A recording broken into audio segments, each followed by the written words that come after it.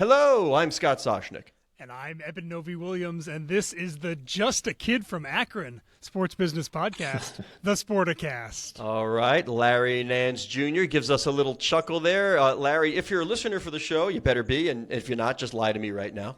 I judge Eben's openings. This is just a kid from Akron. I don't think his enthusiasm, again, and normally that's the easy points to score. Bring enthusiasm. He was frustrated. I know he just tried to get a money order or something from the post office. I think there's a bit of frustration in his day. So I don't think he brought the enthusiasm. Degree of difficulty I didn't think was that high. Larry Nance Jr., please judge Eben Novi-Williams' intro. Got to be honest with you, I tend to agree. It's also look. I tend to agree. Creativity out the window. Yep. But it is what it is. I'll take it. I'll just be the other kid from Akron. It's great. Yeah. Did you think about that at all, Eben? There is sort of the thing from Akron. I think everybody's brains goes to somebody else. I'm very aware of that. Yeah. All right, but used it. You're aware of it and utilized it anyway. That's the problem I have here. Yeah, Steph Curry, right? Yeah. Right, Steph. Yeah, Steph from Akron. Yeah, he's from Akron. I'm sure there's another basketball player who went to Davidson. I just can't name him. Yeah, there's one on my team, CJ McCollum. Oh, well, there you go. All Akron boys. And active in the union as well. That's a fact. Quite active. But that is a good segue, though, because I will tell you, having been an attendee and a speaker at sort of the rookie symposium, Billy Hunter asked me to address the guys about media, having been to the summer meeting in the Bahamas, I've always been sort of disappointed in the engagement and the number of folks who really participate. Let me just get your perspective, Larry, on sort of, I think the numbers are growing, but the number of athletes who really are paying attention to not only the business of basketball, because that obviously has a lot going on, especially when there's labor negotiations, but that wider scope that yes, you guys, you have to really focus on your core job. I get it, but you need to take advantage while you have the notoriety, while these opportunities are presented to you. So just your take sort of 30,000-foot view of how are athletes engaged in all of that other stuff. Well, I think one of the first things that's important to understand about majority of us now at this point is four-year college guys are few and far between. So very few of us, have degrees. Very few of us didn't major very few of us majored in something other than basketball when we went to school, right? So I think from that perspective, like guys like me and CJ, or even like a Jalen Brunson, Josh Hart type, those Villanova guys that enjoy that part of enjoy the business side of the basketball is pretty rare now with the one and done. So a lot of guys just hire people to do it for them, and then to try to explain it to them later. But the numbers are growing because we're trying to educate them. No, I think it's gotten better. Early in my career is rough, but it's gotten better where guys are at least engaging more and interested more. I'm going to make I'm going to make a haberdashery analogy here, if I may. That Clyde Frazier years ago, don't even shake your head, Eben. Years ago, Clyde Frazier used to say a lot of guys would come with suits and this, and Clyde, he'd say there aren't a lot of guys who have style. You know what those folks have? They have stylists. Difference between having style and having a stylist. I think that's what you're saying in terms of sort of the business.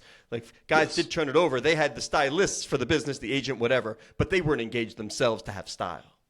Yes, no, that's actually a really good analogy. That's a really good analogy. Soshnick 2, Novi-Williams, nothing on the day. Wonderful. That's a really good analogy. That's exactly how I'd put it. I was going to compare the NBA to a league like the NFL, right? The NBA rosters are smaller. So you have 450 NBA players. You have 1,700, probably more actually, NFL players. There is the concentration of players, in my opinion, is one of the things that should work in the NBA's favor. I'm curious what you think about that, Larry. You just don't need as many players to be in as you do in a different league to get consensus, to get to get approval, all that stuff. I think to an extent, yes. I think it's a double-edged sword, right? Like if you're established and you have a voice in the NBA, then yeah, it's great to have a small group, a more easily spoken for group.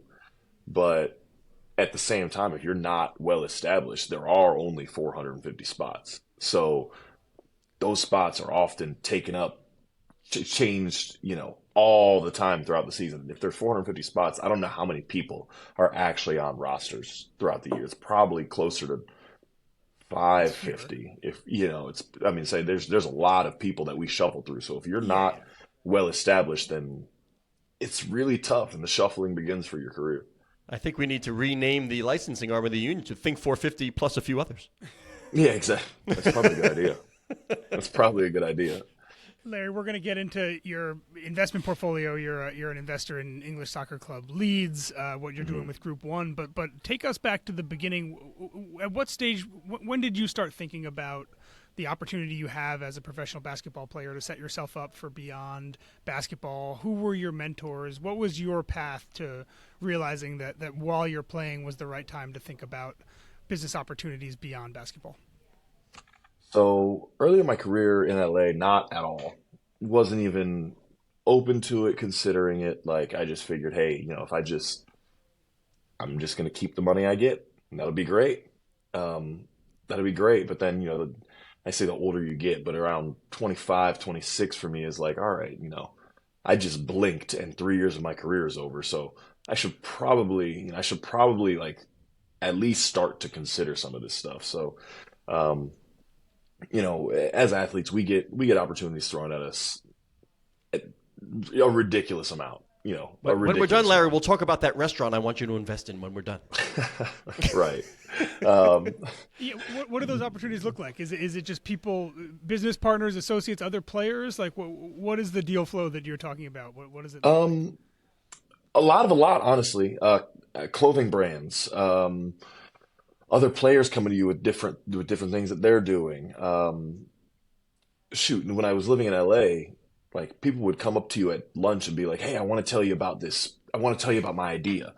It's like, no, I'm not, By the way, no, if I may though, Larry, I have heard this time and time again. You said no, but it's not the easiest word to communicate. Like, people have a hard time saying no.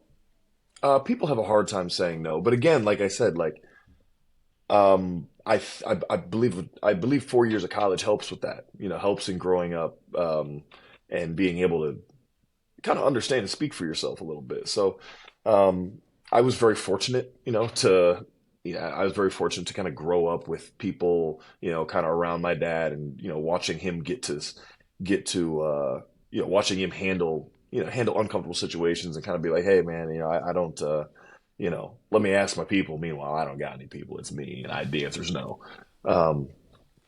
But no, the opportunities come all the time, but, I like to think those with style know a good one when it comes. Yep. Well, let me tell you a story. This one always stuck with me. Grant Hill, one of the first, by the way, to utilize a lawyer instead of an agent, paid somebody by the hour. That was Lon Babby, who later, wound up being the president of the Phoenix Suns, but, from one side to the other. But Grant told me a story long ago that when he was a younger player, obviously he came into the NBA with name brand value recognition. Of course, star at Duke. But what he would do on the road, while other players were sleeping in, watching cartoons, whatever, Grant would set up meetings with the opposing team owner.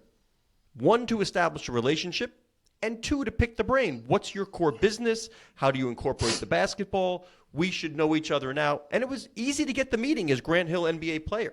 Not so easy when you're done playing ball. Anything like that in your past, sort of trying to really drill down into the participation, the kind of ecosystem of basketball, and how the people can help you when you're done playing? Yeah, absolutely. I mean, for me, it was all broken down really simple, right? I was fortunate enough to grow up with one of my buddy's dad ended up being the head of a major finance firm. So come on, whoa, come on, give us some names. Who do we got? And what firm are we talking about? He was the head of a major finance firm, right? He's my childhood best friend. Right, I'm telling everybody, Lloyd Blankfein was your neighbor. One of these other kids from Akron, right? So it was pretty simple for me. The way he broke it down is just like, hey, look, if you have this amount in a bank account, if you generate this account, if you can get this number, then passively you will get this for the rest of your life just by letting your money work for you. And for Compound me, interest and principal, really good things to know. exactly. So that's how he broke it down for me. And so say my number is $20. If I want to get $20 in the bank, and pretty comfortably, like, here you go, I'll drop a little hint. Right now, the Schwab Money Market Fund is returning at about 4.5%, 5%. So if I get $20 in the bank, what do I have? And that generates 4.5 to 5 a year. Yeah, that's pretty good. That's pretty good return. And if I can't live off that when I'm done, if I can't live off that when I'm done, now I got to look at myself. So for me, it was all about building a nest egg, and obviously, you want to make investments here and there to keep the flow of income available and coming in when you're done playing and making the bulk of your money. But for me, still, it's more about just like saving. Do you have a low risk tolerance? I'm curious. What kind of investor are you? Majority very low risk, yes. Okay. But then I've got, I don't want to call it. I've got free reign to kind of be a little bit more aggressive on once I've put my X% of every check away. Now I can go do some stuff on my own and see if we can make somewhere outside of. Yeah, walk us through some of those bigger swings. I assume you're not.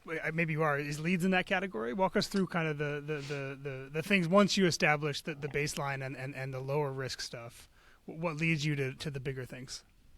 So again, for me, it's a lot of relationships really that make me feel comfortable going in on an investment. And really, another thing I've learned is money follows money, right? Like it's a rich get richer system, which fortunate or unfortunate benefits me for the moment.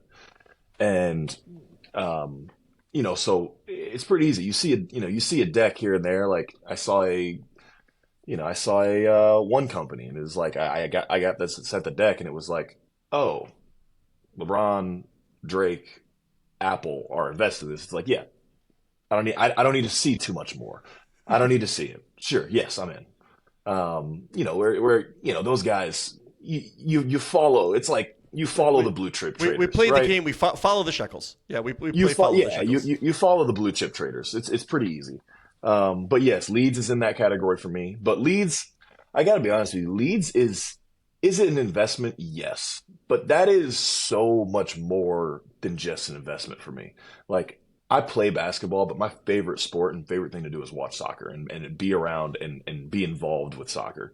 And so Leeds is a passion project for me. Like, even if the group I'm with sells out, I want to stay in. Like, I want to be there for good. I want to be part of that ownership team, part of that community, part of that fandom forever. I think it's been a joy of my career thus far, truly. For folks listeners who don't know, the 49ers led a group that purchased the majority stake in Leeds recently, and you, Larry, Russell Westbrook. There's a few golfers in there. What's your connection there? Who brought you into that? What was your connection that got you into that deal? I'm hoping we get a friend of the program, Parag, mentioned here. That's what I'm hoping. So I actually hadn't met Parag until I got in. I got through the door. But funny enough, it was actually a fellow NBA player, TJ McConnell, who we're going to play tonight.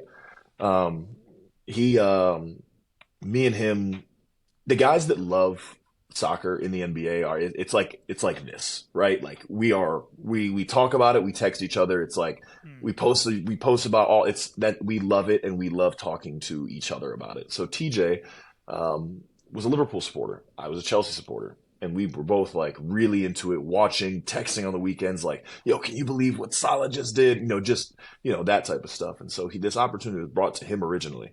And I had previous opportunities to get involved with English clubs, but none felt like Leeds. None felt like Leeds. I went over and took a visit and just fell in love with it. I love the town. I love the people. The supporters are fantastic.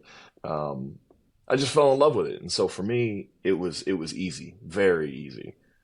That story reminds me, we had Travis Kelce's business managers were at an event of ours in December, and they were talking about Travis and Patrick Mahomes investing in the F1 team Alpine.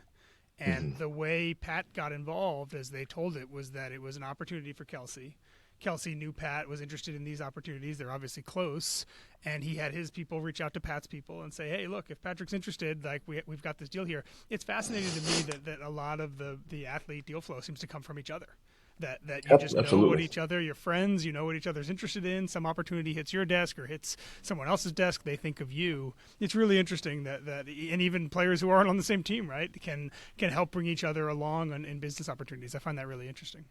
Yeah, I mean, you got to keep in mind, I spend more time with my teammates than I do my family in season. So it's, these are who you know that I know what everybody likes to do, what everybody's interests are, and all that. So yeah, something slides across my desk. Like I just brought one the other week to CJ McCollum, and just was like, hey, this sounds like you, and what was it? Whether it is or isn't, under NDA at the moment, but it was just like, sounds like you. So if you're if you're interested, great. If not, I just wanted to put it across your desk, and it looks like we're both going in. So on this show, we label it friendier. It's not an NDA; it's a friendier. You can kind of share with us. It's fine. It's all here among friends.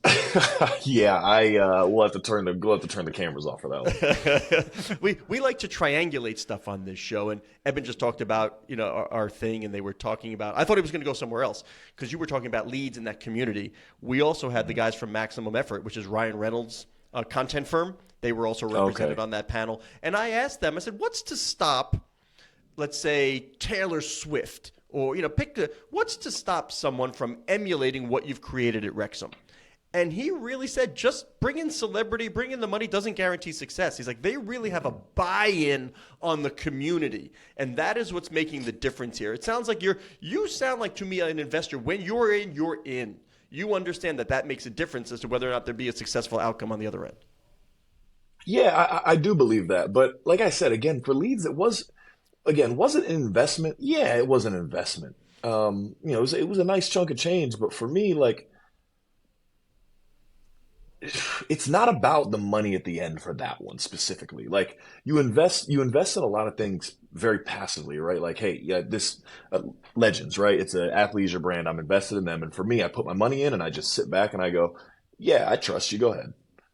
It's great. I'm not sitting there watching it, but right. For Leeds, like. I put my money in, and now I'm up on game days watching games. I've got my Leeds kits. I've got Leeds kits from all eras, wearing them every day.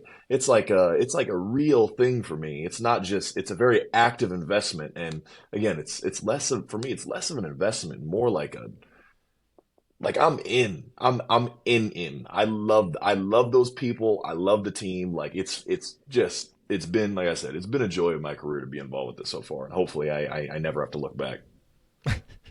Let's look forward to Group 1 now. Sort of a marketing agency. You're trying to help athletes sort of at least follow. I don't know. Is it your blueprint? Is it your model?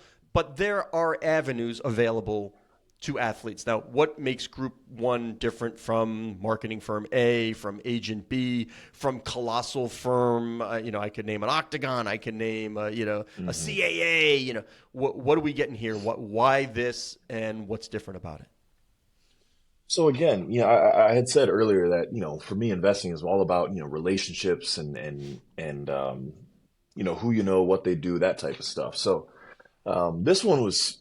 Again, this one was pretty easy for me as well. I think what sets Group 1 apart is the experience behind it. Both Pierre and Sergio are the mass. They've been doing this for how many years? Give the listeners a little bit more of the bios there. Like, they don't know who Pierre and Sergio are. Just give a little quick bio. I apologize. That's right. We'll pull it out of you. Don't worry about it. I apologize. Well, Pierre and Sergio were working. Have been working for the NBA for years, and just in terms of like NBA Europe, they've been scheduled. I go to Europe every single summer. Once, twice, I go watch Premier League football. Now it's Leeds. Like I go watch, really go over there. And so every time I'd go, NBA would set me up with these guys that like knew everything about anything I possibly wanted to do. It was like, hey, I need a good hotel. Yeah, here's 7. Hey, I need a good whatever it is. Yeah, here's all that. Like they had every connection in every place that I ever wanted to go. And so, um, formed a relationship with them.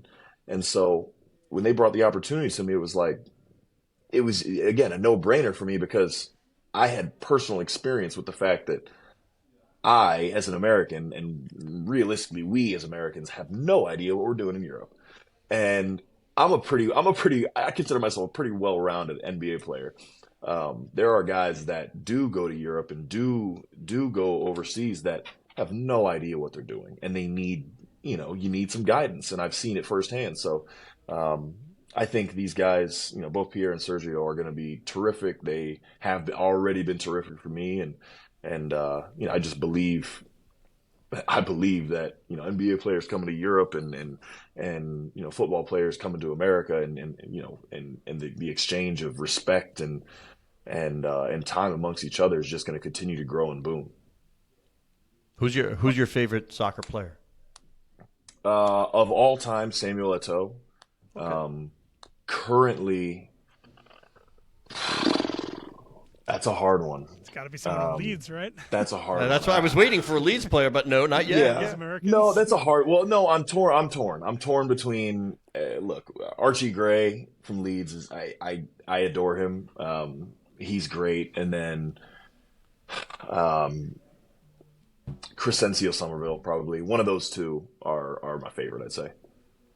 I had my son years ago walk out, escort Didier Drogba out during when he yeah, my son had a mohawk at the time, and right away he and Didier got along. He was rubbing his head, so that worked out well. I saw that Kim Kardashian's kid escorted Messi out the other night.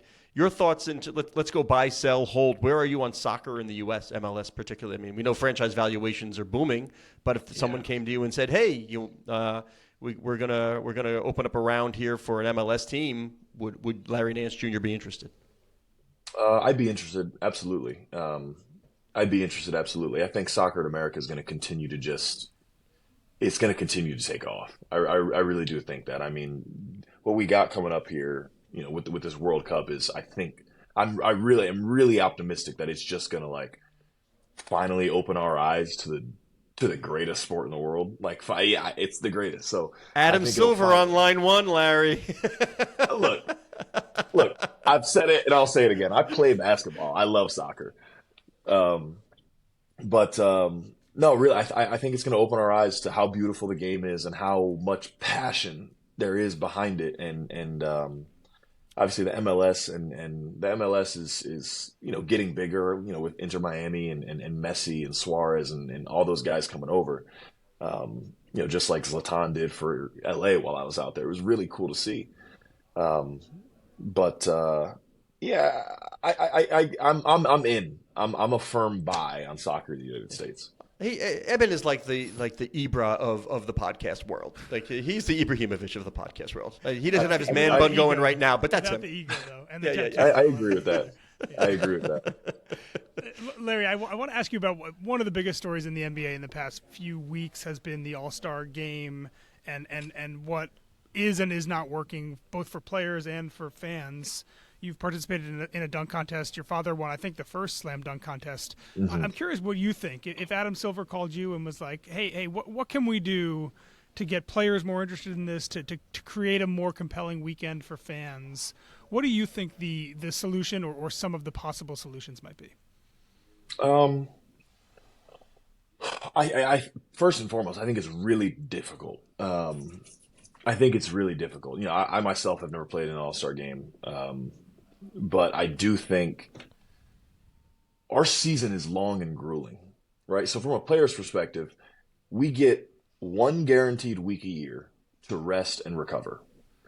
And these stars go into that week and they're like, no, except you. You don't get rest for recovery. We want you to compete really hard against the other best players.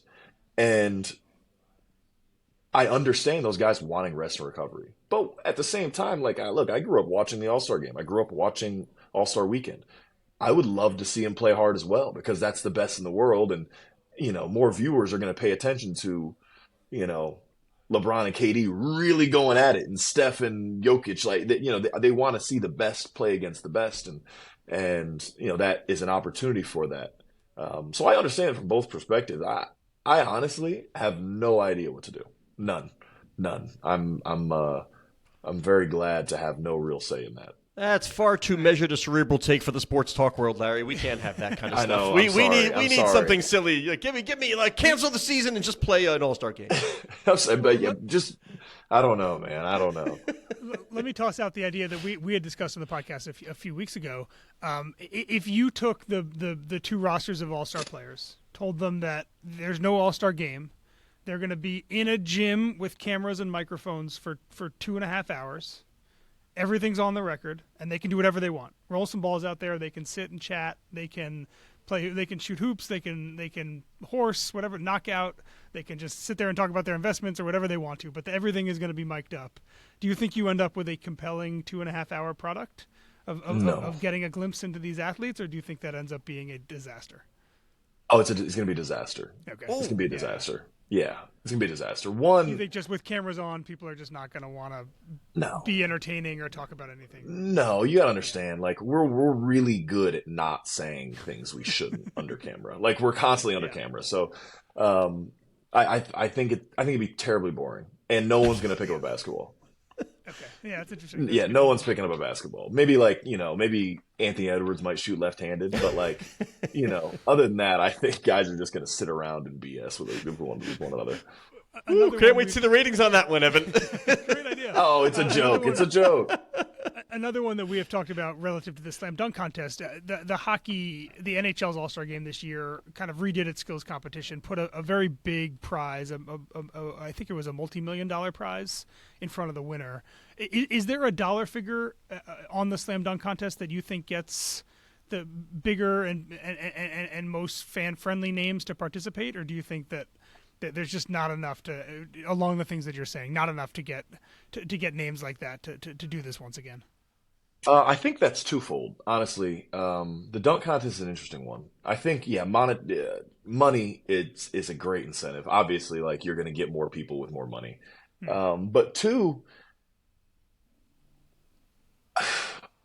look, I think personally, like in LA, when I was first got in the league, I believe that I was a top 1% to 2% athlete to have ever played the game. I believe that. So I think I've seen and done and been in gyms with just about all that we as humans can do physically.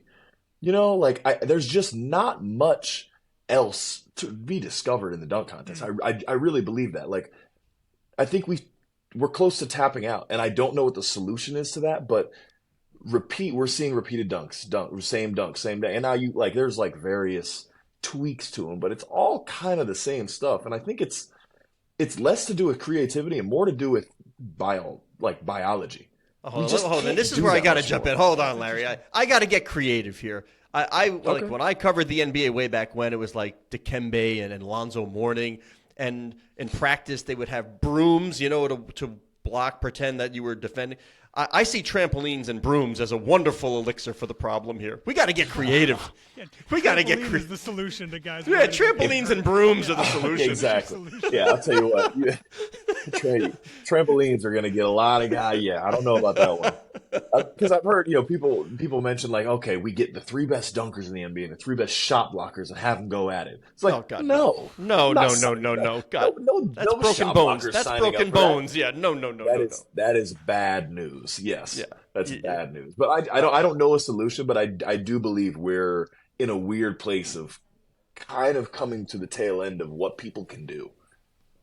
Yeah, I agree. I'm like, they're trying to be creative, but I've seen a reverse and underneath of this or that. What more can the human body do other than props? Yeah, that's why. I mean, I was making an exaggerated joke, like other than props and all that. Yeah. Like you're jumping over Shaq, you're jumping over a car. Who was it that jumped over the key? I don't even remember. I've covered so many of these. Blake, yeah. Okay, it was Blake. So what else am I doing here? Like what else am No, I I couldn't doing to agree. make it stand out? We're saying the same thing. I agree with you. How many different variations of between the legs and windmills can we see? And it's not anybody's fault. It's just, I think it's just fact. Yeah, absolutely. And let me. Okay, Evan, you have another topic in the NBA this year. What did you make of the in-season tournament? Obviously a new set of inventory. We may see a media company swoop in and grab that in the next few months. But from a player perspective, give us your initial expectations and then what you thought about it from a business standpoint looking back. I'm not gonna lie to you. I thought it was super stupid. I thought it was really dumb. I thought these guys we're not gonna play hard for something that doesn't count towards our record. Like, no. But after, we went 3-1 in our group games and went to Vegas and got to see the production they put behind it. And I'll tell you what, I'm in on it. I think granted it was year one, but I think they did it right. I think the courts are horrendous, but it gives you something to like, hey, it's different. You turn it on. You turn it on TV. You know immediately this is an in-season tournament game.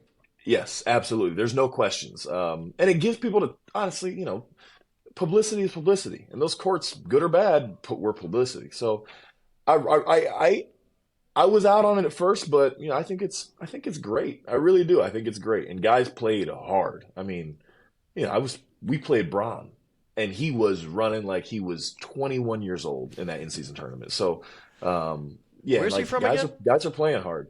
Yeah, where's he from again? He's just one of the other kids from Akron. That's what. Oh yeah, that's right. That's what I thought. That's what. Yeah. You know what? I haven't seen a good answer on, Larry. And you're engaged. You're eloquent. What happened at the Union with Tamika Tremaglio? To be fair, I'm not part of that. I'm not in the PA. Okay. I don't know. Yeah. All right. What does Andre bring? What is the message from Andre Iguodala taking over, former player, tech investor, all the things we're talking about, future past basketball? Has Andre brought to the players so far? Dre's been great. He's been a face we know, a face all these guys have seen play growing up, so he has equity to him, right? Like, there's nothing Andre can say that he hasn't done.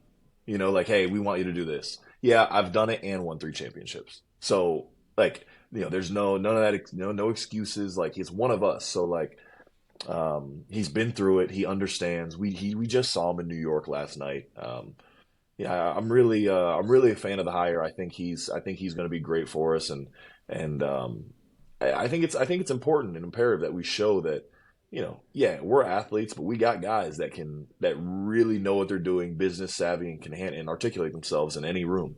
And he's leading the charge for that. Him and CJ are a powerful duo.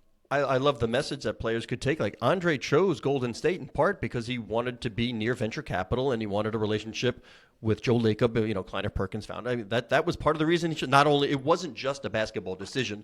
This was a where I am in my career decision for how can I set myself up. I mean, that's an interesting message for players to download. Oh, absolutely. Absolutely. One of the things that the union is trying to prioritize is a possibility of players investing in teams, some vehicle to do that. I assume, given your business background, that's something that you're interested in. But what do you think about the idea of players being able to share in the appreciation, the rapid appreciation of NBA franchises, which obviously you guys have not been able to do in years past? I think it would have to go into a general NBA bucket. Like, yeah, it's going to be a collective pool. Yeah, it'll be a pool capital. Yeah. Yeah, I was going to say, you can't just let guys like, hey, man, the Bucks are pretty good. I'm going to put some more. Like, no, that's the very definition of insider trading. And if you give us the opportunity, we will do it. No, I think we should have, it's us. I think we should have some skin in our game, in our league, and the league that we're continuing to promote and expand. So, I think there needs to be a limit on how much, and there needs to be a limit on on, all that type of stuff. But yeah, we should have some say and ability to invest in the product we're pushing. Yep. Lastly, we'll get you out on this. We're talking about revenue streams. Media is always the biggest one. New media deal coming up on the horizon for the NBA. The institutionals are ESPN, Turner. You're in the streaming world. My kid only watches YouTube and Snapchat. Your thoughts on sort of the next media deal and how you'd like to see basketball presented to the world so that you grow eyeballs? Right. My only real push on this is I think we had what we're doing currently with Bally. It's gotta make it easier for local people to watch their local teams. Like owners have gone to the kind of freebie, like just trying to get a bigger audience, but they're sacrificing revenue for that. Understand that they're giving up money for that. For sure. I don't know the tech behind it or any of that, but we've got to find a way to make it easier for people from New Orleans to watch the Pelicans, for people from Indiana to watch the Pacers and not just the Warriors and the Lakers and the Bucks and the Celtics. Like, I understand those are the big money teams, but you got to be able to tune into your local market, and it seems more difficult than ever to be able to do so. All right, man. You were in New York. Too bad. We should have gotten together and had some more of these discussions. I love this stuff. We love this stuff. Yeah, it's great. These are the discussions we love to have. Let's offline on some of the other stuff you're doing, and I'm fascinated by sort of your close circle of NBA players and soccer fans. I want to see that. Do you have a Slack channel? Is it email? How are those discussions going? I want to see like Saturday morning among NBA players. Like, who's the president of that whole league? Who gets that going? Oh man, I gotta be honest with you. I kind of think I'm leading the charge. You're the leader. Yeah, it's all right. It's kind of me in terms of like you're wearing the armband. You're number Jim, 7 yeah. wearing the armband. I got my captain. I got my captain's sleeve on. But no, different guys love different teams. Jimmy Butler's a PSG fan. TJ McConnell obviously with Leeds now, but was Liverpool. Bron ownership in Liverpool. Like guys are starting to really get involved and really pay attention. And I like to think I'm at the forefront of kind of starting those conversations and the banter. I love it. Well, Larry, I may look like a spring chicken, but I covered your dad back in the day, and to have the fun now. The LeBron now plays against kids of fathers that he played against, so it's fun for me to see the evolution of.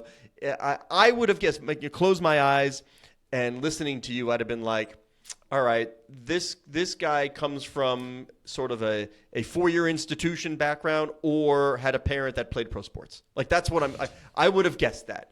And that's how you're coming across. 2 for 2.